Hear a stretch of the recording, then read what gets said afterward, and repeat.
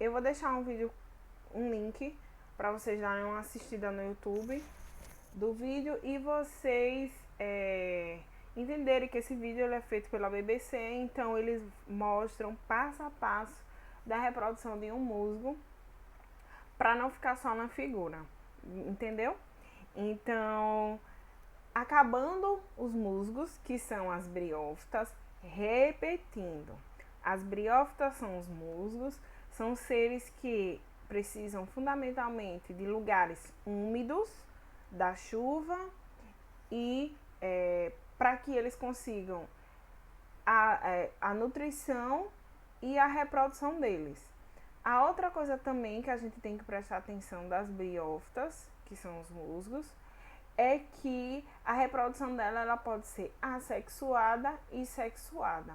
A sexuada ela possui gametas, os gametas, como eu havia conversado com vocês, que é o gametófito e o esporófito.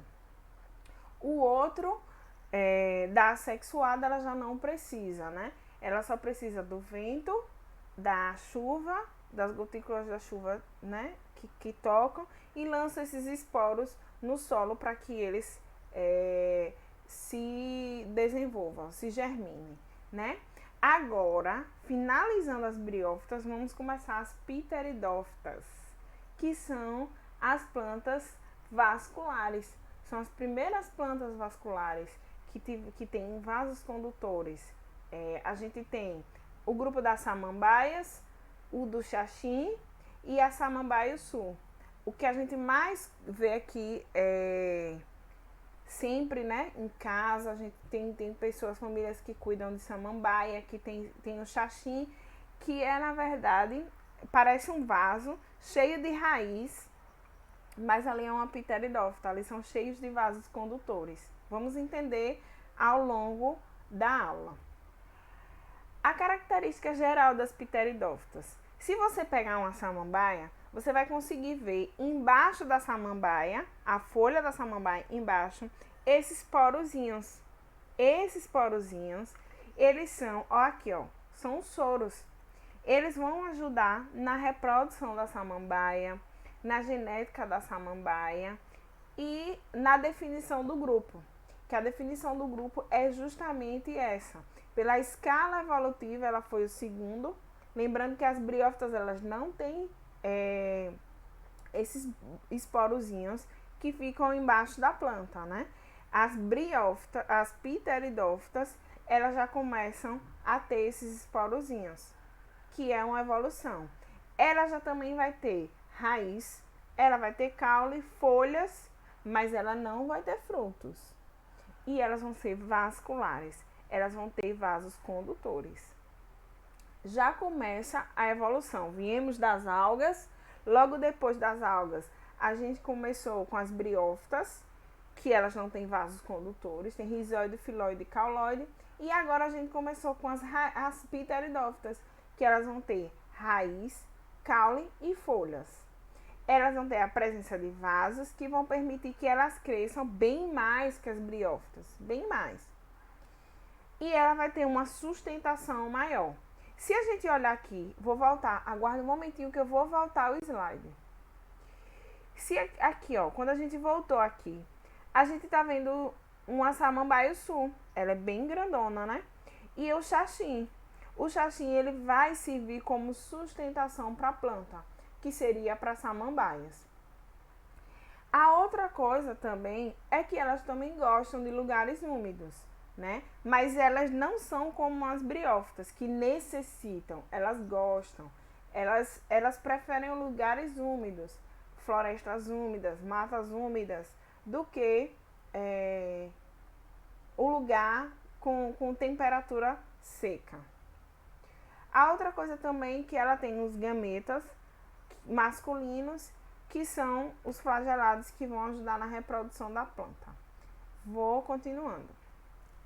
A reprodução das pteridófitas.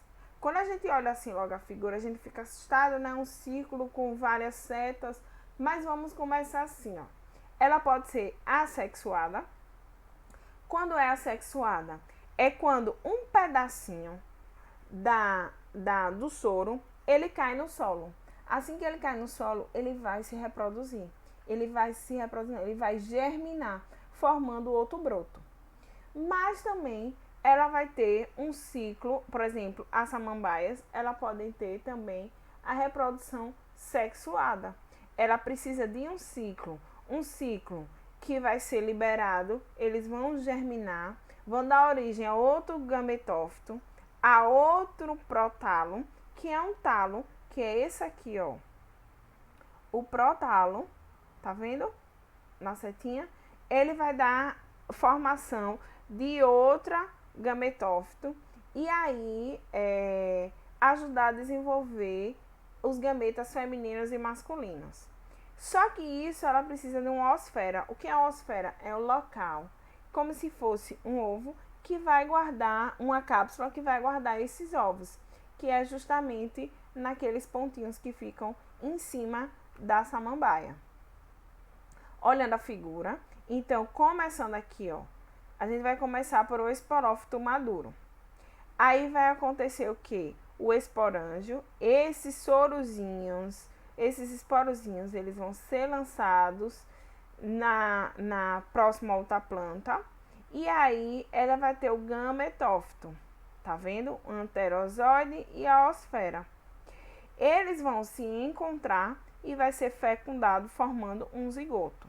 Assim que ele forma o zigoto, esse zigoto formado, ele vai formar um novo esporângio. Ela vai formar uma nova samambaia. Conseguiram entender? Dois tipos, repetindo. Elas têm a reprodução assexuada, que é por fragmento ou brotação. Quando um pedaço, por exemplo, eu quero uma samambaia, mas a samambaia não tem semente. Eu vou colocar esses esporozinhos, esses sorozinhos que estão embaixo, essas bolinhas marrons que estão embaixo da samambaia, da folha da samambaia, eu vou passar ela com o dedo mesmo, vou lançar no solo. Pode ter certeza que ali vai formar um novo broto, vai formar uma nova samambaia. Ou que isso é reprodução assexuada. Ou eu vou juntar dois esporângios, e eles vão formar uma nova samambaia, porque vai ter o gameta masculino e o gameta feminino. Mudando aqui. Uma atividade discursiva. Essa atividade, quando falamos de uma planta que apresenta tecido vascular, não possui ovário, não produz semente e tem a geração dominante, a esporófita, estamos nos referindo a uma, eu já marquei aqui a resposta C, ou minto, era a resposta B, que estamos falando a uma pteridófita. O que acontece? Eu falei que a planta, ela precisa de tecido vascular. Então, já que ela tem tecido vascular, eu posso dizer que ela é uma briófita? Não, porque a briófita ela não tem tecido vascular, não é isso? Ela não tem vaso condutor. Ela tem rizóide, filóide e cauloide. A outra coisa também é que ela não produz semente. Então, eu posso dizer, eu poderia ficar em dúvida, a briófita e a pteridófita, elas não possuem sementes. Mas o que vai anular é a geração dominante dela e o vaso condutor. Porque a pteridófitas, elas têm vasocondutores. As briófitas, ela não tem. Ela é mais simples. Por ela ser pequena, ela é mais simples, ela é mais sensível. Conseguiram entender? Eu coloquei aqui na outra questão que duas questões a mais para a gente discutir também. O porte geralmente reduzido das algas e das briófitas pode ser atribuído por quê? A falta de um sistema condutor verdadeiro, a reprodução assexuada dos gametas, a falta de esporófito que não realizam respiração, a predominância do ambiente aquático onde vive e a presença de estômatos nos talos. Lembrando que, se tem talos, ela não pode ser briófitas. Se ela tem esporófito, ela também não é uma briófita. Quem vai realizar isso são as pteridófitas, né?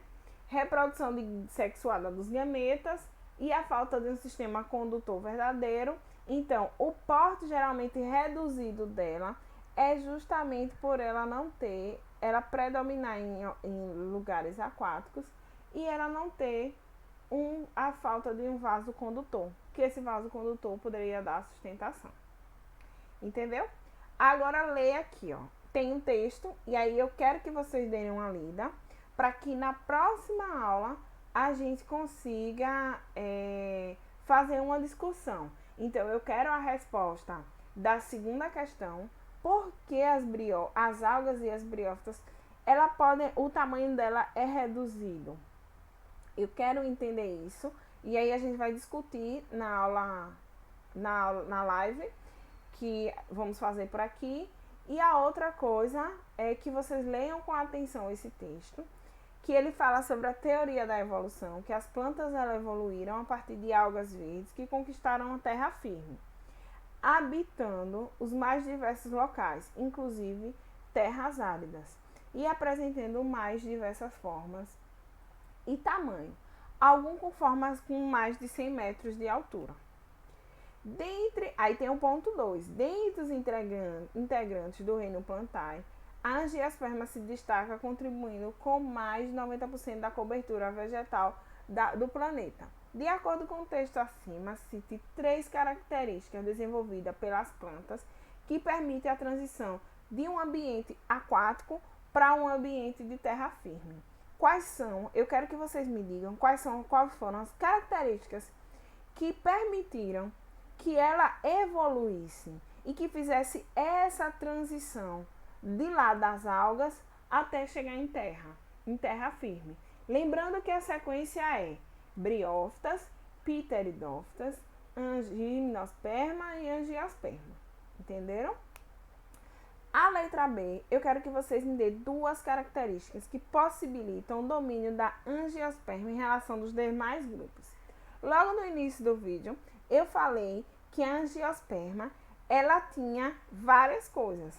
Quais são essas características que permitiu que elas ficassem no topo da evolução? Como se fosse, tipo, é o topo. Não tem como essas plantas, elas evoluírem mais. Elas podem se adaptar, mas a evolução vai ser até aquele local.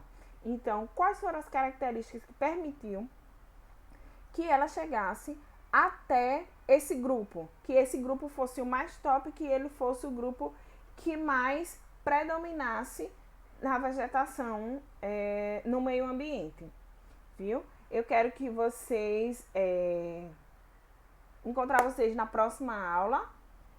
Fiquem em casa, lavem bem as mãos e até a próxima aula. Beijo!